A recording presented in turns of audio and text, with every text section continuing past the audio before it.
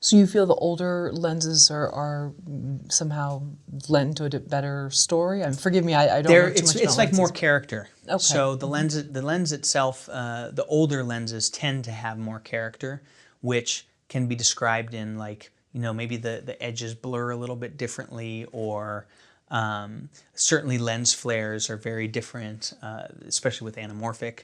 And there's some wonderful new anamorphic lenses. I've actually filmed with them as well, and they looked beautiful.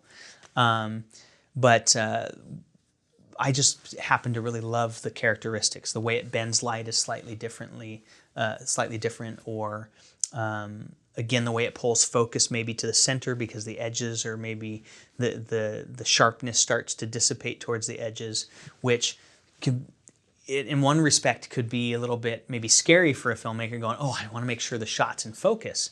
But if you understand that and know that going in, you know where the lens might be softer. And so you're not going to frame it that way to where it would be an issue. Or you make sure you're paying attention, like, oh, the top of their head's maybe getting a little too blurry, so you reframe a little bit to make sure they're in the sweet spot of the lens. A lot of the older lenses have sweet spots, so you got to kind of understand and know that, or else you could get yourself in trouble where the people are out of focus. But I just love the characteristics of it. And when you look at certainly the filmmakers that influenced me the most, they almost always have shot an anamorphic, and some of those, that very same models that I've used, from the Kowas and the Hawks and even some of the Ingenues, you know, some Spielbergs and the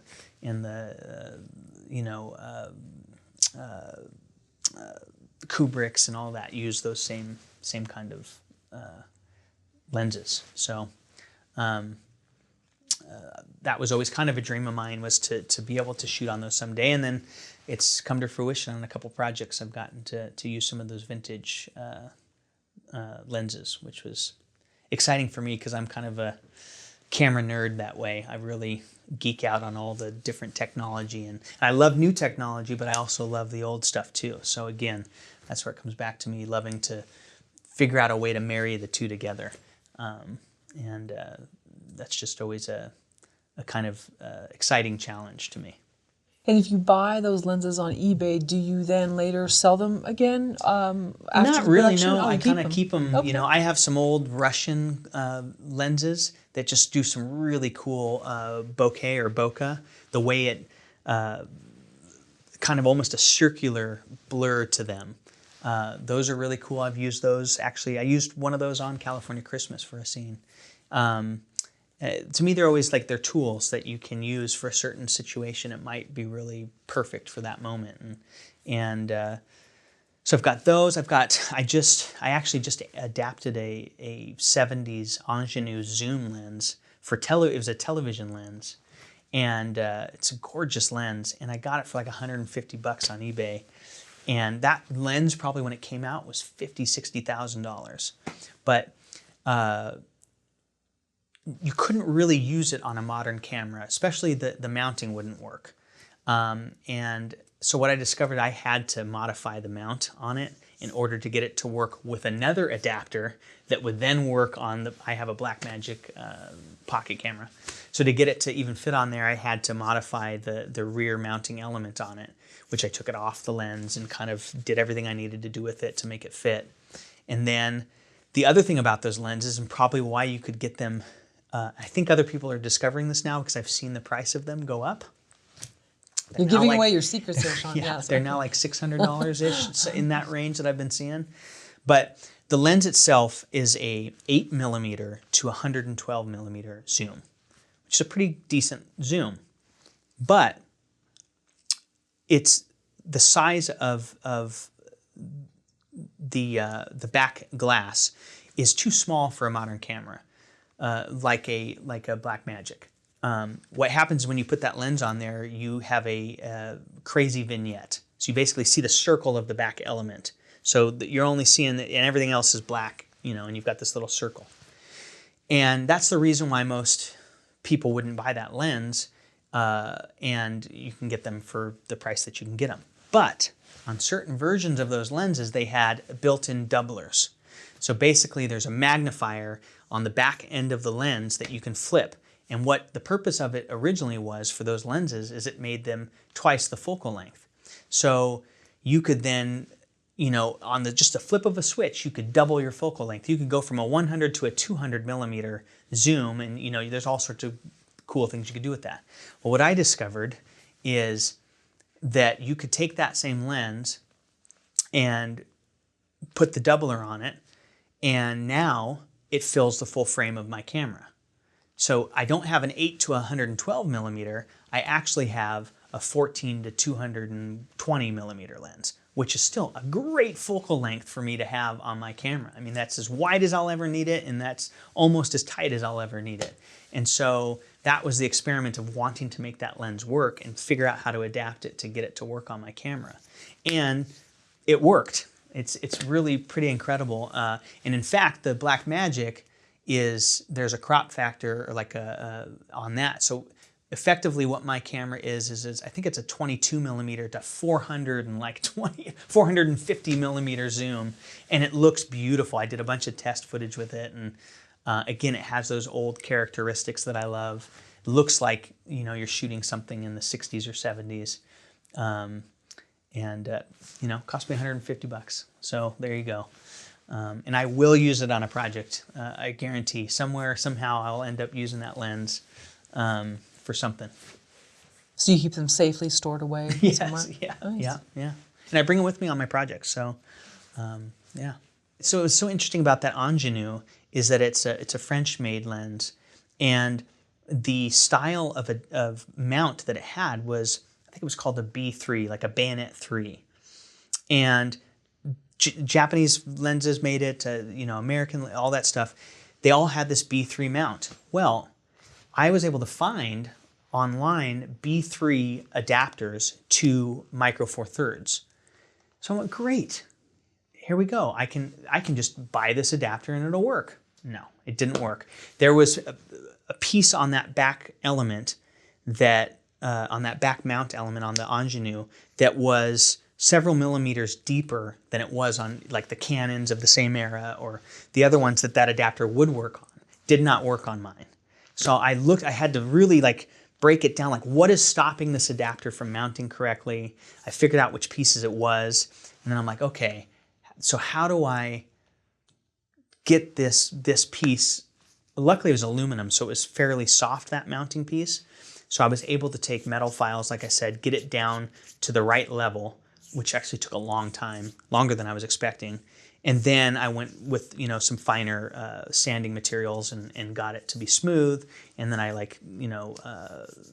finished it so that it wouldn't affect the adapter at all. And then it worked, mounted on there. And I didn't know if that would change your rear focus element. I was a little bit worried that maybe that would affect it to where this adapter is made for a certain thing and your back glass needs to be a certain distance from your sensor in order for it to work. So I wasn't sure by filing this piece down if it was a risk. I was like, I could be possibly ruining this mount for my lens, and it might not work because it'll just be a few millimeters different. But luckily, it actually worked right out of the gate. As soon as I mounted it, I was able to focus all the way through. And the other cool thing about those old lenses is they have a back element adjuster. So it's basically like a screw, a nut that you undo and you can then move, and it moves the distance from that back glass. So you can really dial it in. You can dial them in to be, I'm trying to remember the term, but it's basically at your widest focal distance, you're in focus, and when you zoom in through the whole thing, you're in focus.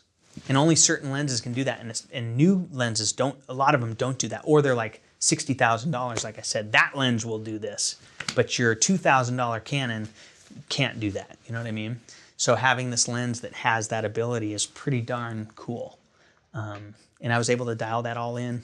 I was actually really surprised that one worked, to be honest, but I then bought 2 more of that style lenses to try and experiment. One I failed. One I can't get it to adapt correctly.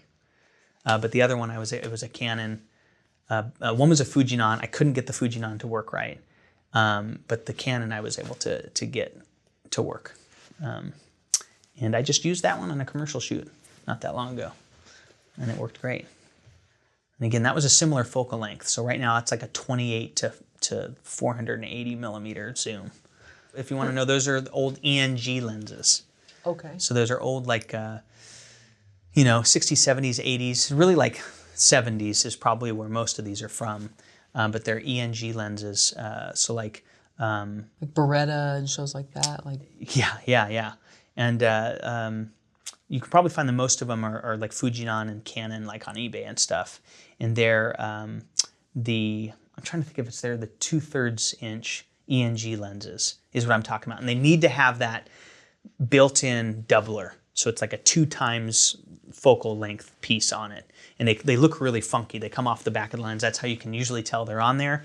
But in the description, always make sure you get one. Because if you get one that doesn't have that doubler, and you try and put it on a modern camera, most of them, it will, again, like I said, you'll just have that big vignette where, it's not really usable. But once you have the doubler that's built in onto them, that, you can never use it really without it on. So you just have to live with, this is my new focal length, is the double of this lens, you know what I mean? So. because you said it gets too close to the sensor? It's not that it gets too close to the sensor, it's just that the back element is too small to cover the full width of your sensor. So, but what happens is with those built-in doublers is it's a piece of glass that basically, if this is the back of the lens, if this is your piece of glass, this magnifier comes on top of it, and it is bigger than that piece, and that magnification it creates the image to be big enough to cover your whole lens, or your whole, sensor. So you no longer have those vignette on your thing. So yeah, it's pretty cool. Pretty cool little trick. I'm not the only one who's discovered it either. There's other people who have experimented with it, but definitely it's not like a common thing. But I always love that stuff. Like I said, I've taken old still camera lenses. I've got some Zeiss lenses from the 50s and 60s that I've adapted from Exacta mounts, which is a really interesting mount. Luckily, I was able to find some people that have made pieces that can adapt that to like Canon mount, and then I take the Canon mount and adapt that to the Micro Four Thirds, or whatever the different challenges are, or different camera that we might be putting it on. But I've gotten some great the old Zeisses are usually at least a couple $100, but to me, if you can find a clean one that doesn't have a bunch of scratches on the lens or a bunch of fungus on the lens, they're really great pieces of glass.